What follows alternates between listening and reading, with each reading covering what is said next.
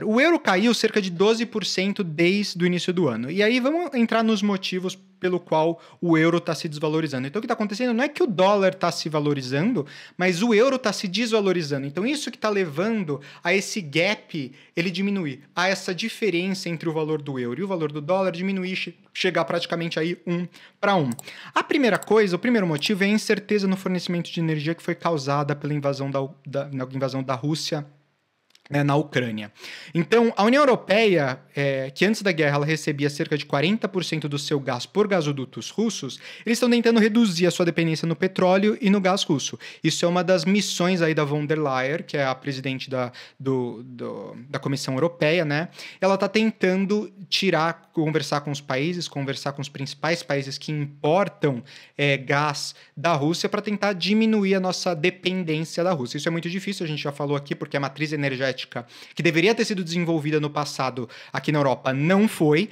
Então isso significa que hoje a gente é muito dependente do gás e fazer os investimentos que a gente precisa para ir para uma energia eólica, uma energia solar e até uma energia nuclear, que a gente falou aqui, inclusive, com o Leandro Narlock, num episódio super bacana, numa entrevista, quais são os benefícios da energia nuclear e por que a gente deveria apostar cada vez mais na energia nuclear.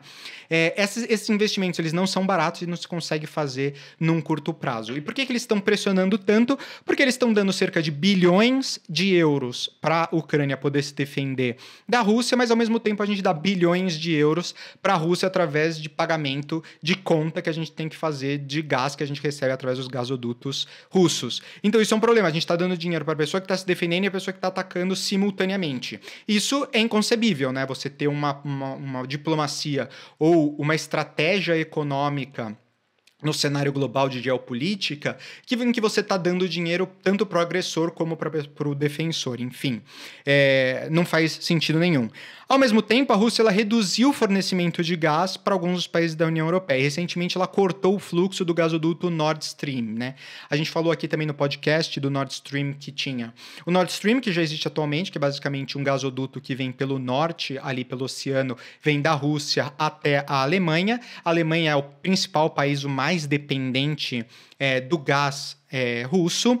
E a Rússia ela tinha, então, esse Nord Stream que já existe, e existia o plano de fazer o Nord Stream 2. O Nord Stream 2 seria um segundo gasoduto, que, então, aumentar a capacidade de levar gás russo. Isso diminuiria o preço do combustível, né, o preço do gás para as fábricas, e diminuiria para o aquecimento das casas. Enfim, economicamente, para a União Europeia seria bom, só que a gente aumentaria a nossa dependência no gás russo. Isso foi uma das primeiras coisas que a União Europeia colocou na mesa para tentar chantagear a Rússia a parar a invasão da Ucrânia. Ela falou, se você invadir, se você não parar a sua agressão, a gente vai cortar esse projeto, a gente não vai seguir em frente com esse projeto. A Rússia, como a gente sabe, invadiu a Ucrânia e isso foi a primeira coisa que a União Europeia cortou. Eles cortaram o Nord Stream 2. Então, hoje só existe o Nord Stream 1 e o Nord Stream 1 alimenta 60% de quanto a Alemanha precisa para a sua energia elétrica. A energia elétrica que, obviamente, vai para as casas, mas também vai para as fábricas. E a Alemanha, que é o principal país em termos de produção, né, de fábricas na União Europeia. A Alemanha, a França e a Itália são os principais países. Depois vem Espanha e alguns a Holanda, mas em termos de produção econômica, esses são os maiores países e a Alemanha é definitivamente o maior e mais importante país economicamente dentro da União Europeia. E ter sua dependência de 60% no gás que gera energia elétrica para as fábricas é extremamente ruim. A gente vai entrar aqui um pouco no detalhe de como é que isso está impactando a Alemanha em breve. Mas outra coisa é que os investidores acreditam cada vez mais que o gás russo ele pode não começar a fluir novamente pelo Nord Stream 1. Isso porque essa semana, dia 11, começou o que a Rússia está chamando de uma manutenção programada. Ela começou dia 11, ela vai até o dia 21 de julho, então são 10 dias, em que vai ter interrupções temporárias, né, do fornecimento de gás russo aí para a União Europeia.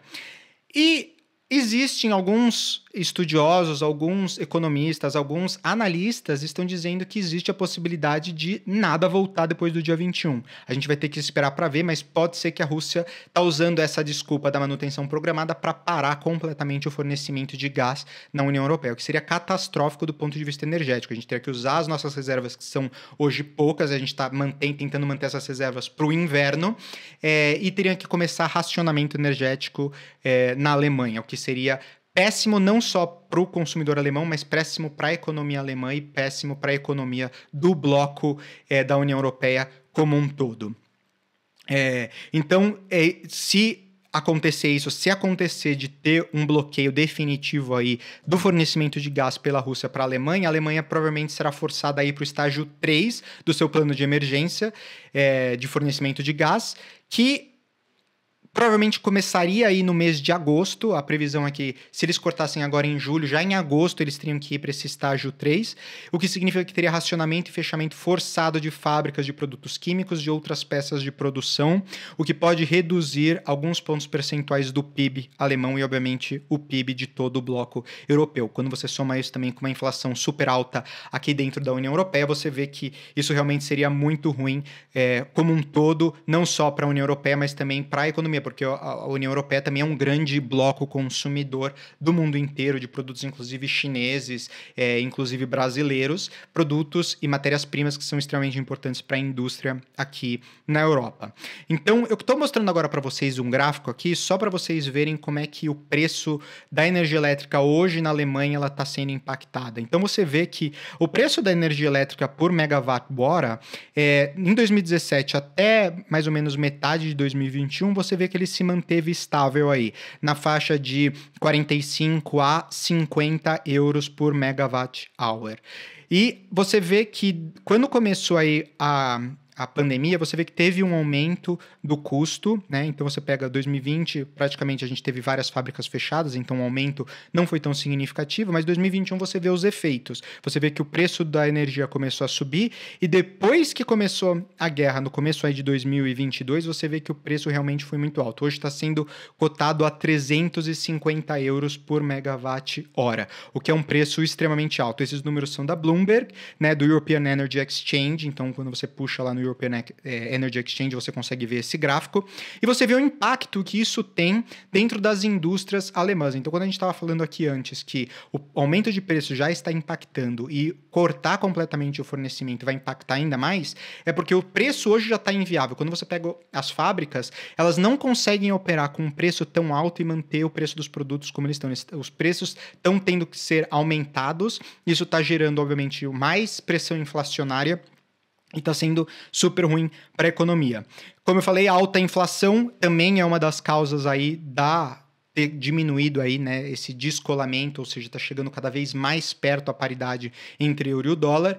A taxa de inflação hoje na zona do euro está em cerca de 8,6%, e com tudo isso que eu falei anteriormente, a tendência é que cada vez suba mais. A gente espera que realmente a inflação suba ainda um pouco mais esse ano, e o Banco Central Europeu também não vai ter outra alternativa do que subir cada vez mais as taxas de juros, o que também vai ser super ruim para a economia na União Europeia, economia global, quando você soma Europa e Estados Unidos, e obviamente é péssimo para os consumidores. E aí, o último ponto que tem levado aí essa paridade, essa igualdade entre euro e o dólar, são os temores de recessão no continente. Quando você soma tudo isso e tudo que eu falei anteriormente no primeiro bloco da recessão, possível recessão dentro dos Estados Unidos, também existe o mito ou essa fofoca, né, nos corredores aí de que é possível também que tenha uma recessão dentro do continente europeu. Então, a crise de energia ela vem acompanhada de uma desaceleração econômica e colocou dúvidas sobre o Banco Central Europeu de poder apertar adequadamente, né, as políticas econômicas para reduzir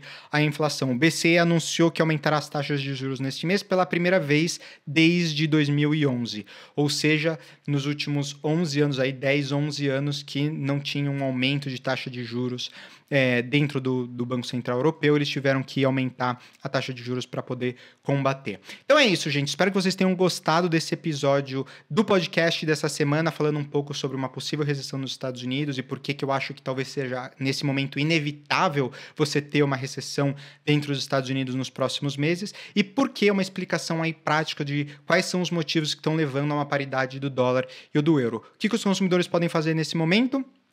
Se você tem, se você manda dinheiro de dólar para euro, se você quer viajar pela União Europeia, é um ótimo momento para você fazer isso, porque você tem aí uma paridade entre os dois. Obviamente eles estão altos quando você pega o Brasil, e a cotação no Brasil tá alta, mas obviamente tá um pouco melhor do que era antes. Você pagava mais pelo euro e hoje você tá pagando pelo dólar e pelo euro praticamente a mesma coisa.